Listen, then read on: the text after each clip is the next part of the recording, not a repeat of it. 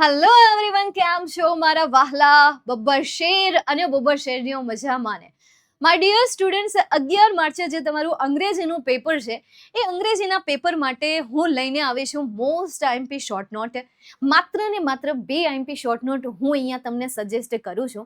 એમાંની પહેલી IMP short note છે. બહુ આપણે સમય નહીં બગાડીએ. શોર્ટ નોટની સાથે સાથે હું તમને આન્સર પણ આપી દઈશ અને સાથે સાથે મેઇન પોઈન્ટનું હું તમને મિનિંગ પણ સમજાવી દઈશ, એટલે યાદ રાખવી તમારા માટે રહે ઇઝી. પહેલી શોર્ટ નોટ છે અરુણ અર યંગ એન્વાયરમેન્ટલિસ્ટ. આને હું અત્યારથી જ 10 સ્ટાર આપી દઉં છું. જેવી રીતે ગયા વર્ષે મેં એક એસેને 10 સ્ટાર આપ્યો હતો ને એ તમારી એક્ઝામમાં હતો, મતલબ કે તમારા ભૂતપૂર્વ જે 10મા ધોરણના વિદ્યાર્થીઓ છે એમના માટે મેં ગયા વર્ષે ભવિષ્યવાણી કરી હતી અને સાચી સાર્થક સાબિત થઈ હતી. આ વખતે હું અરુણ કૃષ્ણ મૂર્તિની શોર્ટ નોટને 10 સ્ટાર આપીશ, કારણ કે મને અંદરથી મારી અંતરાત્મા એવું કહે છે કે ભાઈ આ શોર્ટ નોટ આ વખતે તમારી એક્ઝામમાં આવવી જ જોઈએ. ચલો જોઈએ. શોર્ટ નોટને યાદ રાખવાની કોઈ મતલબ કે એક બેસ્ટમાં બેસ્ટ ટી પોઈન્ટ તો એ છે આ. તમને જે સવાલ આપ્યો છે એ સવાલનો જવાબ આપો. સિમ્પલ યાદ રાખવી, પાકી કરવાની માથાકૂટ છોડો. જેમ કે પહેલો સવાલ પૂછ્યો છે હુ ઇઝ અરુણ કૃષ્ણ મૂર્તિ. પહેલો સવાલ શું કહે છે કે અરુણ કૃષ્ણ મૂર્તિ કોણ છે? તો અરુણ કૃષ્ણ મૂર્તિ કોણ છે? એન્વાયરમેન્ટલિસ્ટ છે.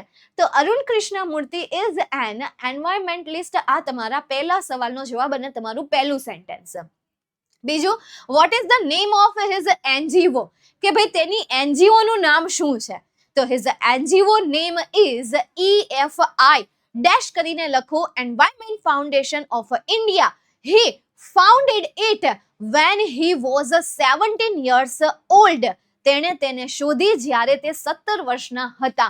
તો જ્યારે પણ તમને આવી શોર્ટ નોટ પૂછાય છે તો એમાંથી 2 થી 3 સેન્ટેન્સ એવા લખો કે જે આ સવાલની બહાર ના હોય, એટલે તમારી કમ્પ્લીટ શોર્ટ નોટ તૈયાર થઈ ગઈ. આ શોર્ટ નોટને લખવાની એક બેસ્ટ મેથડ છે.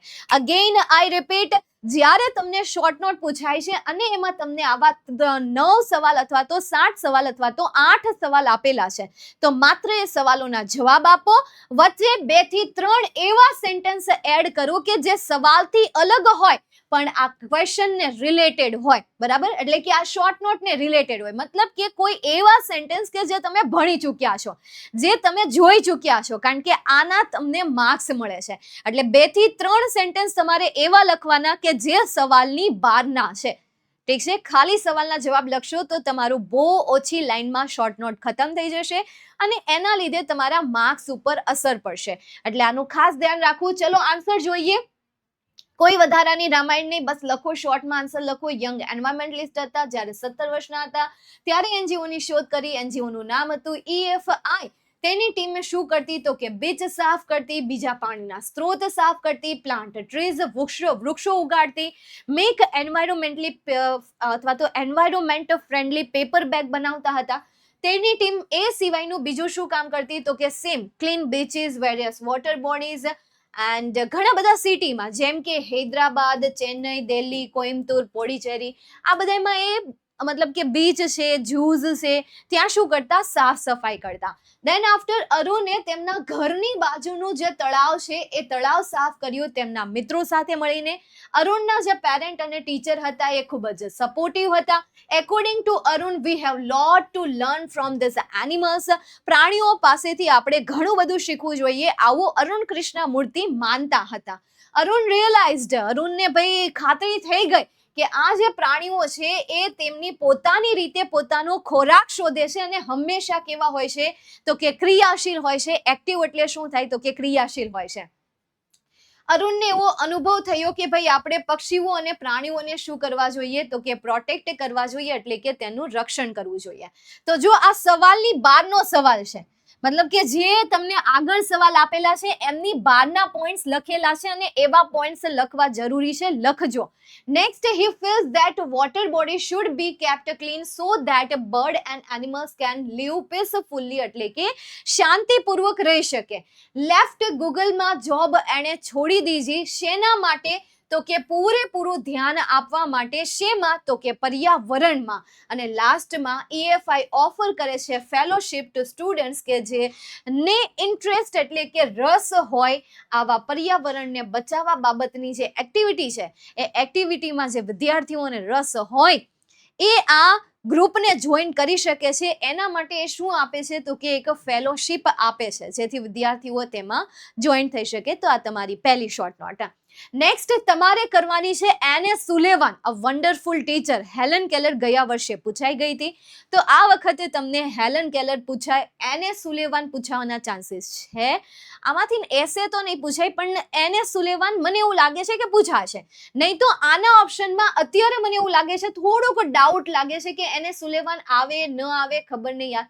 મે બી એના ઓપ્શનમાં તમને MGP પૂછી લે, અથવા તો તમને MGP ન પૂછવાનું કારણ કે જો આ વખતે અરુણ આવે તો દેટ મીન્સ કે બીજી જે શોર્ટ નોટ છે 6 થી લઈને 10 ચેપ્ટરમાંથી કોઈ એક હશે.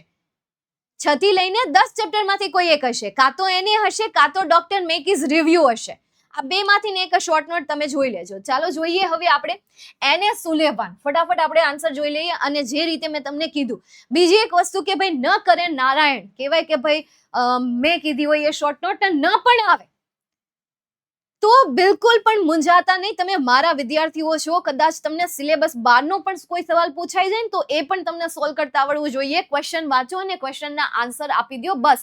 તમે ભણ્યા છો, તમે આખું વર્ષ તમે મહેનત કરી છે, આખું વર્ષ તમે એ ક્લાસમાં એ બેન્ચીસ ઉપર ગમે એટલી મુશ્કેલીઓ હોય, તમે કદાચ બીમાર હશો, કદાચ ક્લાસનું વાતાવરણ ખરાબ હશે, ગરમીનું વાતાવરણ હશે, ઠંડીનું વાતાવરણ હશે, તમે ચોમાસાના પલ્લીને તમે ક્લાસમાં બેઠા હશો, મતલબ કે આ બધી મુસીબતો સાથે તમે ક્લાસમાં સતત અભ્યાસ કર્યો છે.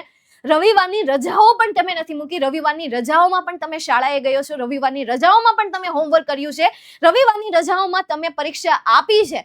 તો ભાઈ એ મહેનતને ધ્યાનમાં રાખીને અનનોન શોર્ટ નોટ પણ પૂછાઈ જાય ને, મેં જે 10 સ્ટાર આપ્યો છે એ પણ ન પૂછાય ને તોય હાર ન માનતા. ચલો આપણે જઈએ એને સુલેવાન. કોણ હતા, તો કે ટીચર હતા. કોના માટેના, તો કે ડિફ એન્ડ બ્લાઇન્ડ માટેના. ત્યારબાદ કેવા હતા, કાઇન્ડ એન્ડ પેશન્ટ એટલે કે દયાળુ અને શાંતિવાળા ટીચર હતા. તેણે હેલનના જીવન મતલબ કે હેલનના ઘરે ક્યારે ગયા, તો કે 1887 માં ગયા હતા. દેન આફ્ટર હેલનને અલગ અલગ વસ્તુને ટચ કરાવીને એ એમના શું શીખવાડતા હતા, તો કે સ્પેલિંગ શીખવાડતા હતા. હેલન ઘણા બધા સવાલો પૂછતા અને મિસ સુલેવાન જે છે એ હેલન્સની ક્યુરિયોસિટીને શું કરતા, તો કે સેટિસ્ફાઈ એટલે કે સંતોષતા હતા. એની દરેક સવાલોના જવાબ આપતા. When Helen move to Perkins Institute એટલે કે પર્કિન ઇન્સ્ટિટ્યૂટમાં જ્યારે હેલન ગયા ત્યારે એને સુલેવાને તેમને ભણાવવાનું કન્ટિન્યુ એટલે કે ચાલુ રાખ્યું. She taught Helen to read raised letter. તેણે હેલનને ઉપસેલા અક્ષરો શીખવાડ્યા. ત્યાર પછી બ્રેલી લાઇટર શીખવાડ્યું. Even when her eyes become weak, તેની આંખો વીક થઈ ગઈ છતાં પણ મિસ સુલેવાને શું કર્યું, હેલનની હેલ્પ કરવાનું ચાલુ રાખ્યું. શી સેક્રિફાઈસ્ડ, તેને ત્યાગ કર્યો. Her sight for her students. Sight એટલે શું થાય, તો કે દ્રષ્ટિ. તેણે પોતાના સ્ટુડન્ટ માટે દ્રષ્ટિનો ત્યાગ કર્યો.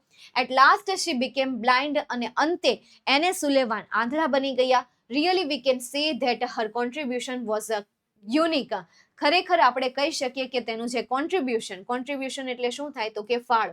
તેનો જે ફાળો હતો એ ફાળો કેવો હતો, તો કે યુનિક હતો. તો આ છે તમારી એને સુલેવાનની શોર્ટ નોટ. બસ આટલી. અત્યારે તમે આ બે શોર્ટ નોટ તૈયાર કરો, બાકી આપણે વિદ્યાકુલ ગુજરાતી મેઇન ચેનલમાં આપણે બાકીની જે શોર્ટ નોટ મતલબ કે એક્સ્ટ્રા જે શોર્ટ નોટ છે એ શોર્ટ નોટ ડિટેલ્સમાં મેં તમને ત્યાં એક્સપ્લેન કરેલી છે આપણી જે મેઇન ચેનલ છે એમાં. ઓકે, બાકી મળીએ હવે આપણે નેક્સ્ટ સેશનમાં. જો વિદ્યાર્થીઓ તમે આ ચેનલને સબસ્ક્રાઇબ ન કરી હોય તો સબસ્ક્રાઇબ કરી દેજો, વિડીયોને લાઇક કરી દેજો. મળીએ બીજા પાર્ટમાં. ત્યાં સુધી bye, take care, see you soon. આવજો. જય હિન્દ.